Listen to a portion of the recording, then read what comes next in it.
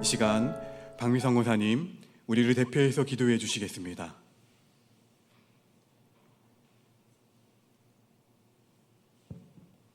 자비와 용서의 하나님, 2015년 새해를 열어주시고 신년 특별 새벽기도의 넷째 날을 맞이하게 하시니 감사를 드립니다. 탄핵 정부의 혼란 속에 주님과 역사 앞에 부끄럽지 않은 한 해가 되게 하시고 하루속히 안정 속에서 변화와 개혁이 이루어지게 하시며 모든 일을 통해 주님의 영광이 나타나게 하옵소서. 새해를 맞이하여 하나님 나라를 세워가는 주의 몸된 교회를 위하여 새로이 임명된 모든 일꾼들이 맡은 직임에 충성을 다하게 하시고 주님이 은혜로 임명되었사오니 교만함과 나태함으로 주님의 영광을 가리는 일이 없도록 언행을 주장하시며 열심히 변치 않도록 지켜주시기를 원합니다. 특별히 구역을 통하여 매일 주시는 말씀을 가지고 올 한해 시작하게 하시니 감사를 드립니다. 작은 소그룹 공동체가 빛을 발할 때 교회의 큰 공동체가 왕성하게 능력을 발휘할 줄 믿습니다. 구역장과 부구역장들에게 지혜와 능력을 더하여 주시고 구역을 잘 이끌어가게 인도하여 주시옵소서. 모든 구역들의 가정마다 사랑과 은혜와 평안으로 가득하게 하시고 믿음으로 승리하는 옥포 공동체가 되길 원합니다. 130년을 맞이하는 옥포교회가 세상에서 무리되는 교회가 되기 위해서는 영적, 사회적으로 건강한 교회가 되게 하옵소서. 개인의 영적 상태를 돌아보게 하시고 복음에 충실하며 사랑을 실천하는 교회가 될 수 있도록 더욱 성숙한 신앙인이 될 수 있게 하옵소서. 이 모든 것을 준비하시고 이끌어 가시는 담임 목사님에게 주님께서 늘 동행하여 주셔서 더 큰 영권을 허락하시고 올 한 해에 계획했던 모든 일들이 충분히 이루어지는 한 해가 되길 원합니다. 7구역 가족들이 찬양을 올려드립니다. 주님 모든 기도의 제목을 받아주시고 응답해 주시며 더욱 신실한 구역이 될 수 있도록 인도하여 주옵소서. 모든 것을 감사드리며 예수 그리스도의 이름으로 기도드립니다. 아멘.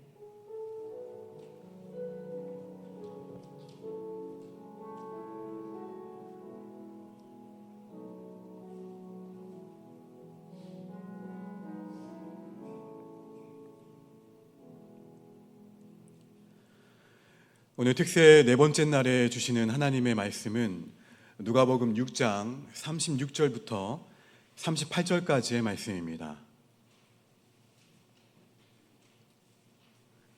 누가복음 6장 36절에서 38절까지의 말씀을 우리 한 절씩 교독하겠습니다. 너희 아버지의 자비로우신 같이 너희도 자비로운 자가 되라.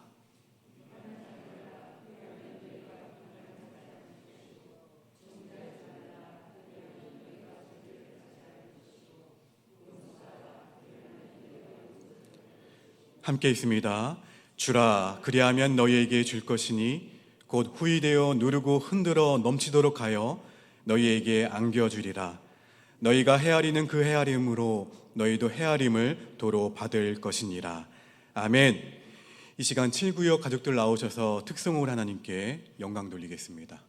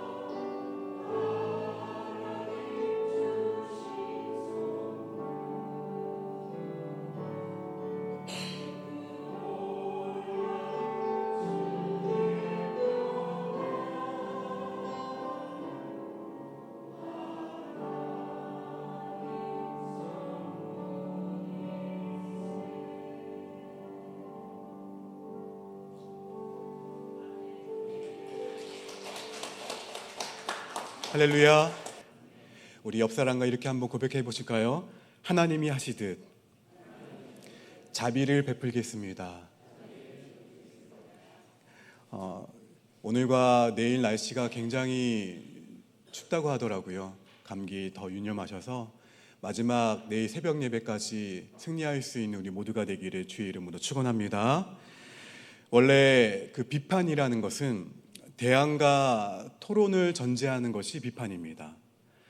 그런데 우리 사회 곳곳에서는 비판을 위한 비판, 아무런 대안 없이 그 일방적인 주장만 하는 비판도 종종 발견하게 되는데, 이것을 구별해서 우리는 비난이라고 말할 수가 있습니다. 이 비판과 이 비난의 차이는 그 안에 건강한 대안이 있는가 아니면 대안이 없는가예요. 최근 악성 민원으로 인해서 극단적인 선택까지 하는 여러 사람들의 이야기가 우리의 가슴을 아프게 만듭니다. 이 악성 민원에는 오로지 자신들의 주장들만 담겨 있어요. 이 악성 민원인들은 상대방의 이야기를 듣지를 않습니다. 자신들의 민원이 수용될 때까지 상대를 괴롭히는 것이죠. 도대체 그 고통이 얼마나 컸으면 극단적인 선택에까지 이르게 되었을까요? 이 비판과 이 비난의 구분이 사라지고 대안과 토론 대신에 고집스러운 이 자기 주장만 남은 듯한 이 세상 가운데에서 하나님 나라의 사람들은 어떻게 살아야 될까요? 세상의 선물이 되어야 하는 우리 교회는 어떻게 살아야 될까요? 우리는 원수를 사랑하되 물러서지도 않고 절망하지도 않는 그 사랑을 실천함으로써 이 땅에 하나님 나라를 세워갈 사명을 모두가 받았습니다. 이 사랑을 통해 저와 여러분 모두가 지극히 높으신 이의 아들임이 입증된다는 것을 알게 되었습니다.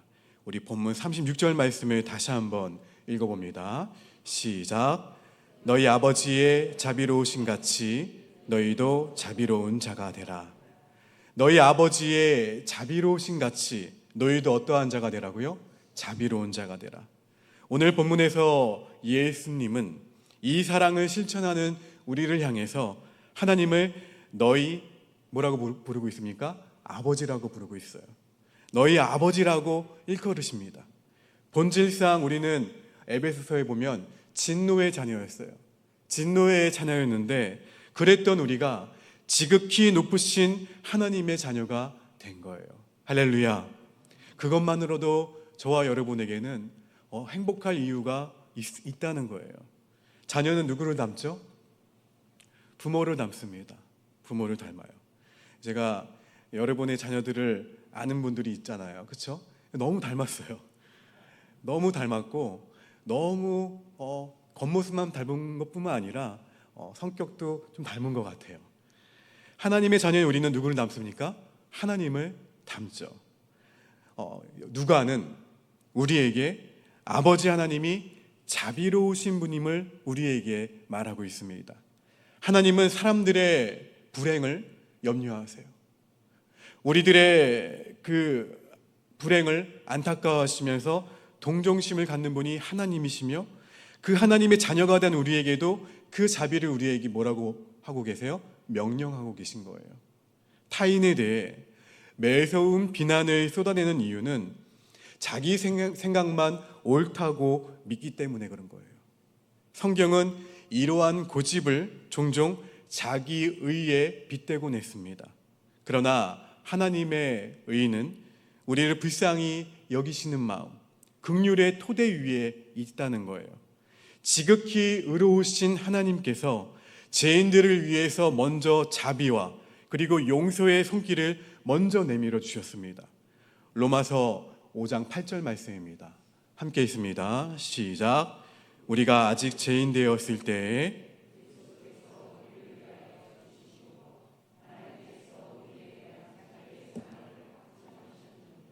아멘. 우리가 아직 죄인 되었을 때 그리스도께서 우리를 위하여 죽으심으로 하나님께서 우리에 대한 자기의 사랑을 확증하셨느니라. 내가 아직 죄인 되었을 때, 우리가 아직 죄인이었을 때 하나님은 하나님의 그 아들 예수 그리스도의 생명을 우리에게 내어주셨어요. 그리고 하나님의 자녀가 된 우리에게 명령하십니다. 자녀가 부모를 닮듯이 너희도 하나님의 자비하심을 닮아라. 여러분, 믿음의 공동체를 향한 예수님의 4가지 명령은 2가지의 하지 말라, 그리고 2가지의 하라로 구체화됩니다. 비판하지 말라는 것은 정당한 비판조차 금지하라는 뜻은 아니에요. 공동체 내의 건강한 비판은 하나님의 자비하심을 따라 이루어져야 된다는 거예요. 그러므로 비판하지 말라는 이 예수님의 명령은 내가 남보다 낫다는 우월감으로 타인을 검열하거나 아니면 최종 심판권자인 하나님의 자리에 내가 서서 타인을 내 멋대로 판결하는 잘못된 비판, 잘못된 비난을 하지 말라는 말로 해석될 수가 있습니다. 여기서 이 정죄하다라는 말은 법적인 용어예요. 자신의 판단으로 상대방에게 유죄 선언을 내린다는 것을 의미합니다. 이 죄인을 향한 유죄 판결은 하나님도 세상 끝날까지 미루시는 거예요. 여러분, 우리가 얼마나 수시로, 얼마나 때때로 하나님의 자리를 내가 넘보는 자리에 서는지 우리가 돌아봐야 됩니다. 하나님의 자비하심을 떠난 비판은 필연적으로 비난이 될 수밖에 없어요. 그 비난이 공동체 내에서 반복이 되면 공동체 안에 편견으로 자리 잡습니다. 편견이 형성된다는 거예요. 이 편견은 다른 사람들을 판단의 굴레에 가둬버림으로써 하나님 나라 공동체를 안으로부터 무너뜨린다는 거예요. 예수님이 비판과 정죄를 금지하신 이유가 바로 이것이에요. 우리 본문 37절 말씀과 38절 말씀 함께 읽습니다. 시작.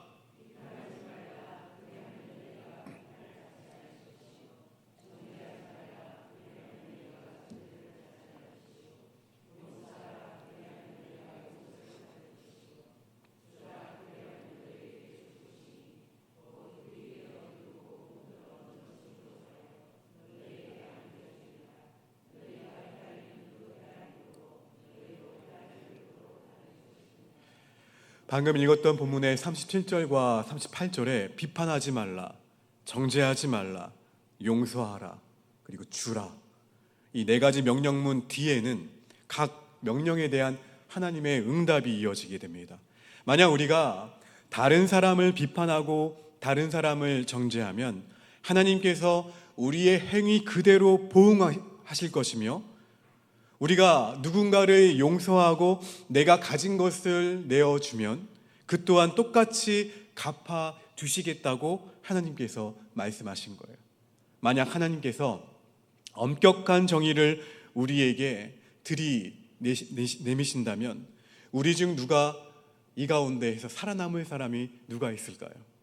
그러므로 우리는 하나님께 받은 자비와 긍휼을 따라 타인을 용서하고 조건 없이 너그러움을 베풀어야 됩니다. 하나님께서 차고 넘치도록 되돌려 주실 것을 믿고 기대하면서 그렇게 행할 수 있는 저와 여러분 모두가 되시기를 주의 이름으로 축원합니다. 오늘 말씀은 특히 하나님의 자녀가 된 우리 공동체에 주시는 하나님의 말씀이에요. 자녀가 그 부모를 닮듯이 우리는 하나님의 자비하심을 따라 자비를 베풀며 살아가야 됩니다. 특히 믿음의 공동체 안에서 더욱 그래야 된다는 거예요. 세상의 정의와 세상의 공의가 온전할 수 없는 것은 그것이 죄인들의 인간의 약속 위에 세워졌기 때문에 불완전한 거예요. 그래서 비판과 비난은 무성하죠. 용서와 자비는 찾아보기가 참 어렵습니다. 오직 자기만 옳다고 주장하는 세상에 무슨 기대와 무슨 소망이 있을까요? 날카로운 정죄만 남아 세상을 핥힐 뿐입니다. 그러나 하나님의 자비하심을 닮아가는 공동체에는, 세상에 선물이 되고자 하는 교회에는 건전한 비판과 끝없는 용서가 있습니다. 기억하세요. 건전한 비판과 끝없는 용서가 있는 교회, 후하게 주시는 하나님의 사랑과 후하게 주시는 하나님의 은혜가 있습니다. 하나님은 우리가 용서한 만큼 우리를 용서하겠고 우리가 나눠준 만큼 채우시겠다고 분명히 약속하셨습니다. 아니, 차고 흘러서 넘칠 때까지 더해 주시겠다고 약속하셨습니다. 이 약속이 하나님 나라를 세워가는 공동체 위에 부어져 있다는 거예요.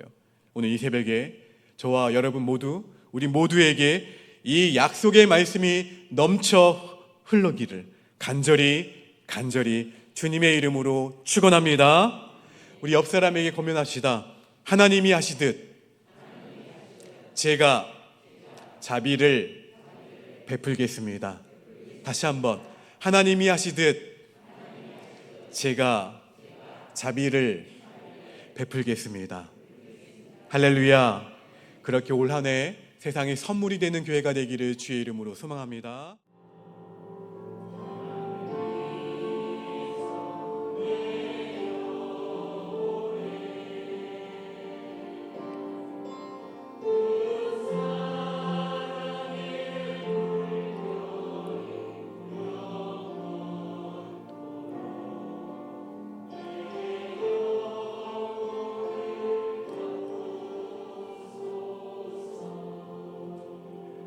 우리 함께 합심하여 기도하실 때에 관용보다 비판의 말이 먼저 튀어나오고 넉넉함보다 인색함이 앞서는 이 죄인을 변화시켜 주시옵소서. 주님의 한없는 자비와 용서가 저의 성품이 되기를 간절히 원합니다. 오늘 내가 따뜻한 칭찬과 인정의 말을 건네야 할 사람은 누구인지, 후한 마음으로 선물을 건네야 할 사람은 누구인지 떠오르게 하여 주시옵소서. 제가 주님의 뜻대로 순종하겠습니다. 우리 이 시간 함께 두 손을 가슴에 얹고 함께 주의 이름을 한 번 외치시면서 함께 통성으로 함께 기도합시다.